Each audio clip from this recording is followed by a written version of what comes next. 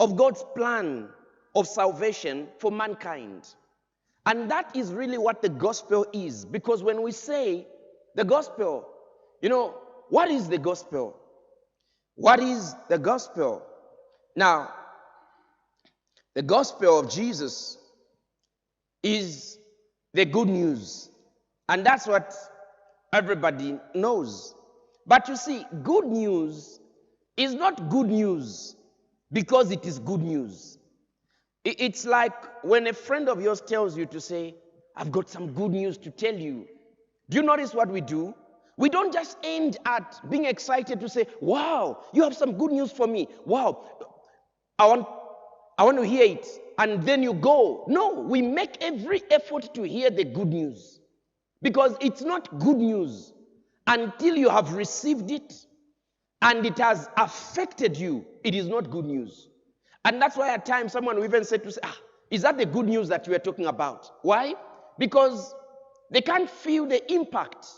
They can't feel the effect of what has been delivered. But this good news is good news indeed. Because the gospel has power. Let's begin from Romans 1, verse 16. The gospel, Romans 1, verse 16, it says, for I am not ashamed, and you should not be ashamed. It says, I'm not ashamed of the gospel of Christ, for it is the power of God unto salvation to everyone that believeth. Look at that. Why is the gospel so fundamental? Because it changes everyone that will believe. You know the greatness or the integrity of a product by the magnitude of its impact.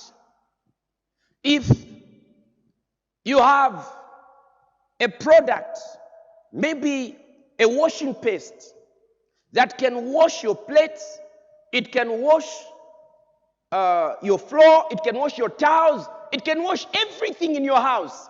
Everyone will want to have that product. You know why? Because it's good news to your house. It washes clean everything. And God says, the gospel of God that God has given to us, it brings salvation to everyone. To everyone. This is why you should believe the gospel. Because its power is complete. Its power is complete. If the gospel was the power of God unto salvation to selected few, you have a reason to question it. You have a reason not to believe it. But look at what God says. It is the power of God unto salvation to everyone. That means regardless. Regardless of how you came up. Regardless of the home you came from.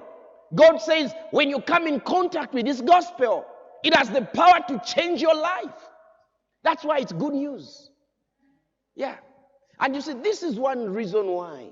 Don't receive this gospel and continue to live your life. Because its good news is in its power to change lives. Its power to transform lives. When you receive the gospel, you have no right to continue to talk about the home you grew up in. Because then you are nullifying its power and its effect. You know, it's like being brought out of prison. The president pardons you and you are now free. But you are now free, you are out of prison, but you are continually living a life as though you are still in prison.